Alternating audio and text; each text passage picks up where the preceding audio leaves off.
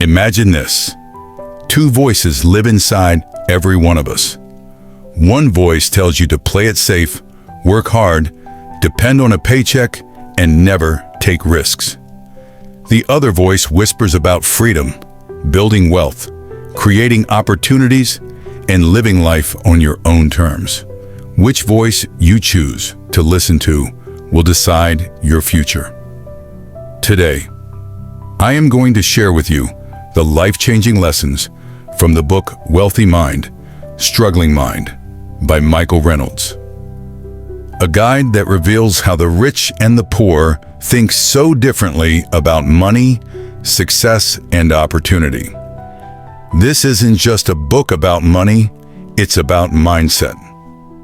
And if you stay with me until the end of this video, you'll understand why some people struggle their whole life while others create wealth and freedom beyond imagination.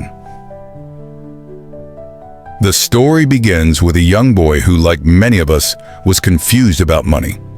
He had two father figures in his life. One of them, his struggling mind, taught him the traditional path.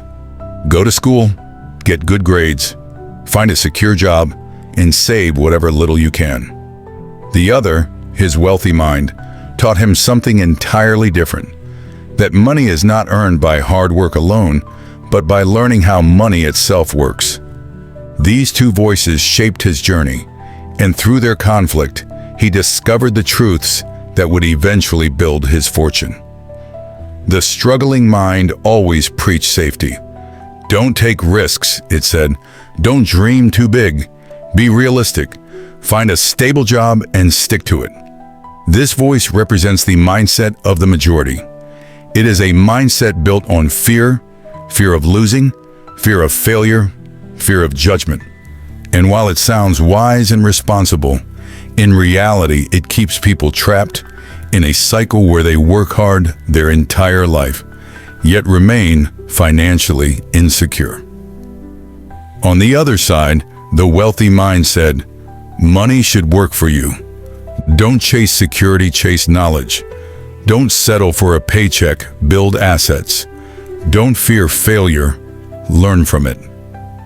This mindset was bold, sometimes uncomfortable, but it planted the seeds of freedom. Where the struggling mind saw risk, the wealthy mind saw opportunity. Where the struggling mind focused on expenses, the wealthy mind focused on investments. The boy learned an unforgettable lesson. It's not about how much money you make, but about how you think about money. You can give two people the same paycheck, and one will end up broke, while the other will build wealth. Why? Because their mindset is different. The struggling mind spends money as fast as it comes in, buying liabilities that look like assets, a bigger car, a bigger house, gadgets, and clothes to show off. The wealthy mind uses money to buy true assets, investments that generate income, businesses that grow, and knowledge that multiplies in value. Michael Reynolds explains that most schools never teach us about money. We're taught algebra, history, and literature.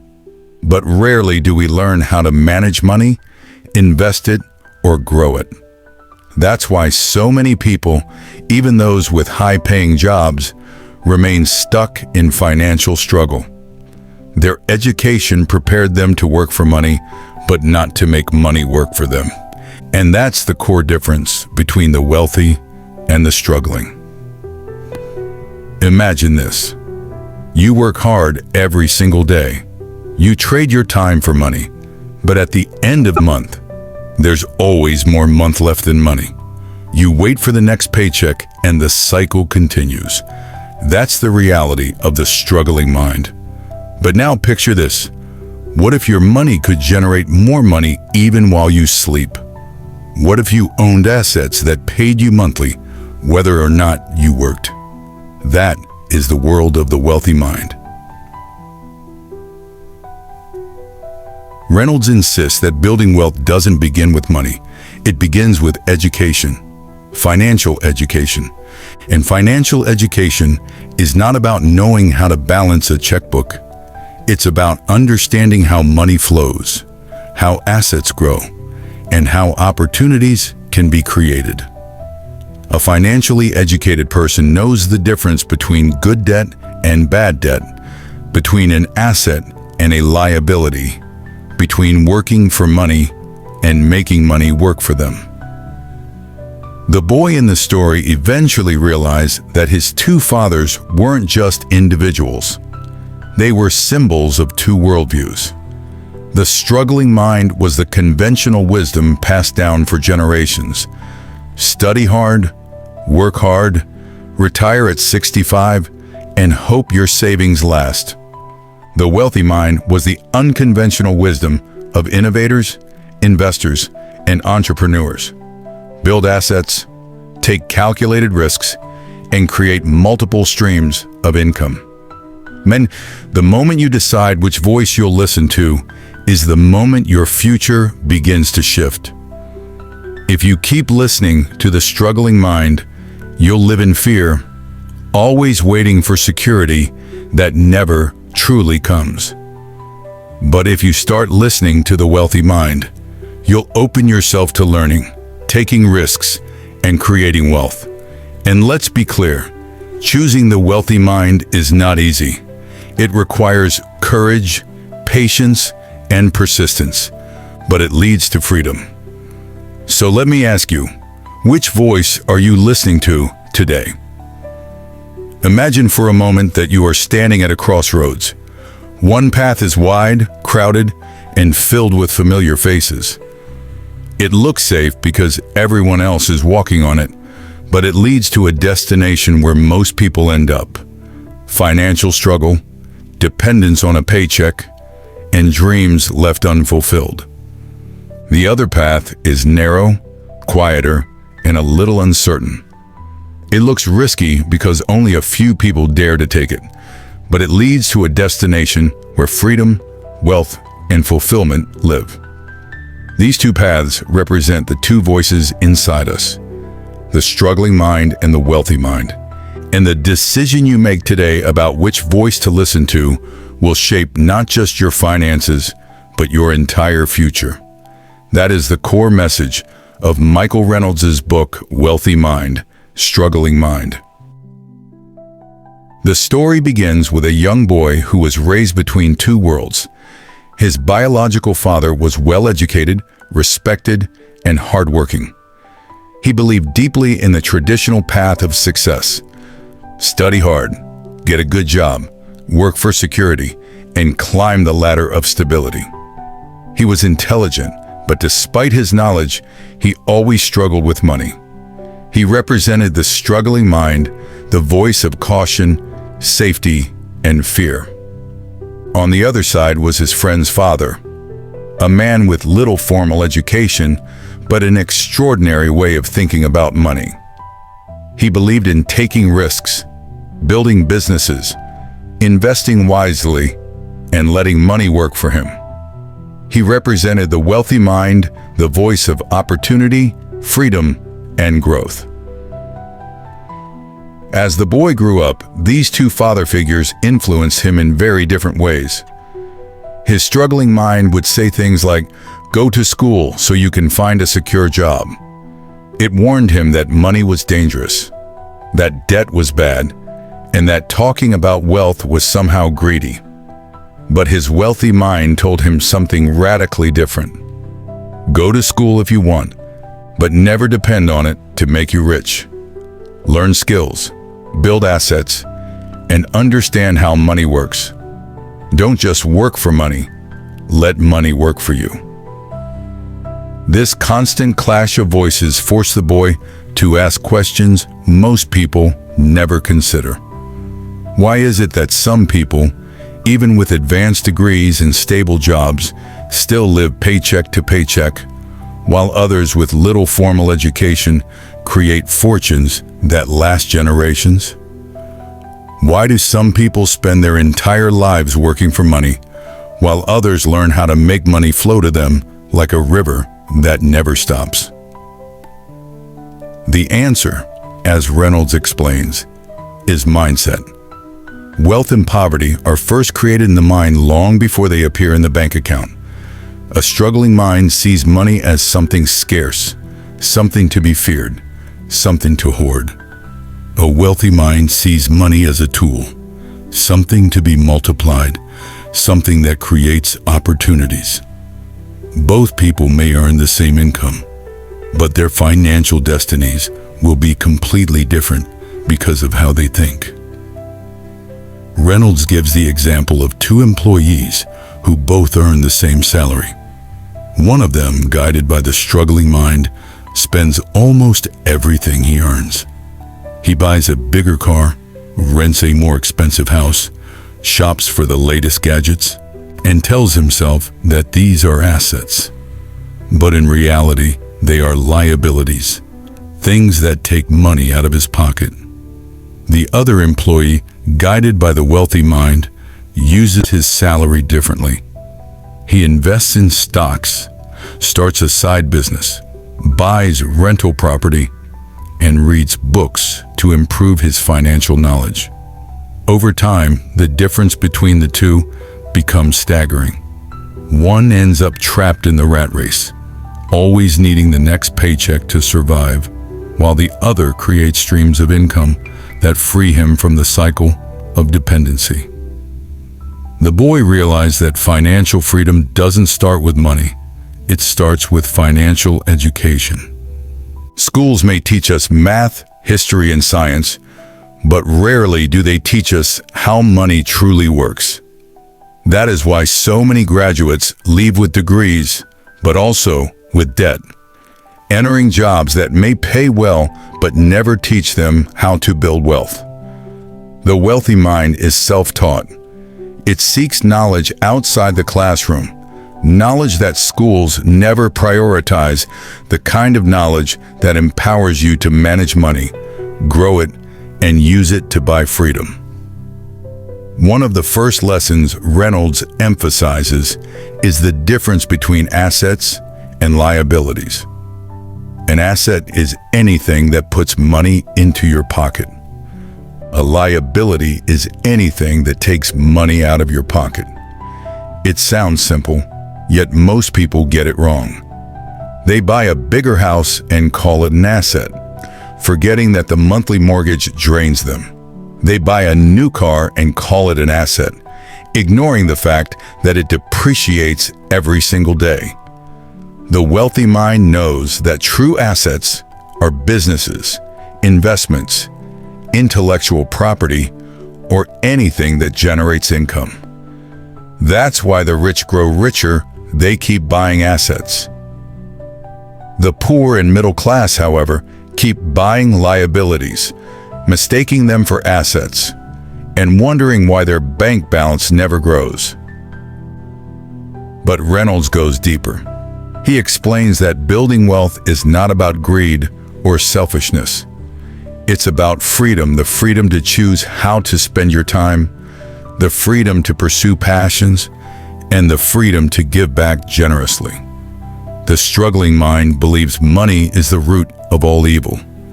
The wealthy mind understands that the love of money, when it becomes obsession, can be dangerous, but money itself is simply a tool. With money, you can open schools, build hospitals, create opportunities, and transform lives. Without money, even the kindest heart may feel powerless to make a difference. Another powerful lesson from wealthy mind. Struggling mind is that failure is not the end. The struggling mind sees failure as a disaster. It avoids risks at all costs, saying, "What if I lose? What if I fail? What if people laugh at me?" But the wealthy mind asks a different question. What if I win? What if I learn something valuable? What if this failure is the stepping stone to my success? Reynolds explains that every wealthy person has faced failure, but what separates them from the struggling is that they did not let failure stop them. They treated failure as feedback, as a teacher, as part of the journey. The struggling mind runs from failure. The wealthy mind learns from it. The boy in the story saw this lesson firsthand. His wealthy mind would take risks, sometimes failing, sometimes succeeding, but always moving forward. His struggling mind, on the other hand, avoided risks, stayed safe, and remained stuck. Over time, the difference became undeniable. The wealthy mind built opportunities, while the struggling mind clung to security and never escaped the paycheck-to-paycheck cycle. Reynolds also stresses the importance of learning how to sell and communicate. The struggling mind says, "I'm not a salesperson. I don't like convincing people." But the wealthy mind knows that life is about selling your ideas, your vision, your skills, even selling yourself in an interview. If you cannot communicate, you cannot influence. And if you cannot influence, your opportunities will always be limited. The wealthy mind masters communication not for manipulation, but for leadership, for building trust, and for inspiring action. At one point in the book, Reynolds makes a striking observation. Taxes and debt affect the struggling and the wealthy in very different ways. The struggling mind fears taxes, complains about them, and feels powerless. The wealthy mind studies taxes, understands the laws, and uses them to its advantage. Similarly, the struggling mind sees all debt as bad. The wealthy mind distinguishes between bad debt, which drains your finances, and good debt, which helps you acquire assets that generate income. This knowledge alone can change someone's financial life forever. But the journey to wealth is not just financial, it is emotional and spiritual as well. The struggling mind is often trapped by fear, greed, and guilt. It avoids conversations about money, considering them taboo. It feels jealous when others succeed, yet does little to change its own situation. The wealthy mind, however, approaches money with courage, curiosity, and responsibility. It knows that financial freedom is not about escaping work, but about working with purpose. It knows that wealth without meaning is empty, but wealth used for growth and contribution is powerful. Reynolds ends the book with a challenge. He says that every single person must decide which voice they will listen to. The struggling mind will keep you safe, but safety is an illusion. Jobs can vanish, economies can crash, and savings can evaporate. The wealthy mind will push you into discomfort, but discomfort is where growth happens. The question is simple, but life-changing. Will you live your life guided by fear, or will you live your life guided by freedom? And as you listen to this, I want you to reflect on your own journey. Which voice has been louder in your life? Have you been guided by the struggling mind, always chasing security, but never finding freedom? Or are you ready to listen to the wealthy mind, to take control of your finances, to build assets, to take risks, and to unlock the fortune that has been waiting inside you all along? Because here's the truth. Wealth is not reserved for the chosen few. It is not reserved for those born into privilege. It is available to anyone willing to change their mindset, to learn the rules of money, and to act with courage. You don't need to be a genius, you don't need to be lucky, and you don't need to wait for permission. You simply need to make the choice today, the choice to shift from a struggling mind to a wealthy mind. That choice will decide your future. That choice will unlock your hidden fortune. Bon ton. As Michael Reynolds explains in his book, the greatest difference between wealthy and struggling minds is not their jobs, their salaries, or even the businesses they run. It is their perception of money. A struggling mind often sees money as something scarce, something that must be preserved carefully, almost like water in a desert. They spend cautiously, but without strategy. And when they earn, they think first about what they can buy, not what they can build. On the other hand, the wealthy mind treats money as a tool, a soldier, a seed that, when planted correctly, multiplies into forests.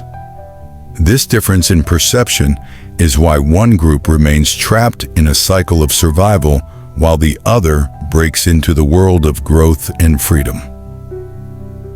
The book tells the story of two kinds of families. In one family, money is always discussed with worry. The children grow up hearing phrases like, "We can't afford that," or "Money doesn't grow on trees," or "Don't take risks, just find a secure job." In the other family, conversations about money are completely different. Instead of fear, there is curiosity. Instead of scarcity, there is possibility. The children are taught not just to earn, but to make their money work for them. Think about your own life for a moment. Which family sounds more familiar? The truth is, the words we hear about money when we are young often shape the blueprint of how we handle it as adults. Reynolds emphasizes that a struggling mind is trained to chase comfort, while a wealthy mind is trained to chase growth. For example, when someone with a struggling mindset receives extra money, they might immediately think of upgrading their lifestyle, buying a better phone, a bigger TV, or a fancier vacation. To them, money is a ticket to temporary happiness. But when a wealthy mind receives extra money, their first thought is, how can I use this to make more money? Can I invest it? Can I buy an asset that will generate income? Can I put it somewhere it grows instead of disappears? This habit of thinking, repeated over years, creates a massive difference in outcomes. One ends up with endless bills, while the other ends up with endless opportunities. The author beautifully illustrates this by talking about the concept of assets and liabilities. Most people, Reynolds says, don't even understand what these words truly mean. They think buying a car is an asset, or owning a bigger house makes them wealthier. But the truth is, an asset is only something that puts money in your pocket, while a liability takes money out. A rental property that gives you passive income every month is an asset. A car that drains fuel, maintenance, and loan payments is a liability, even if it looks shiny.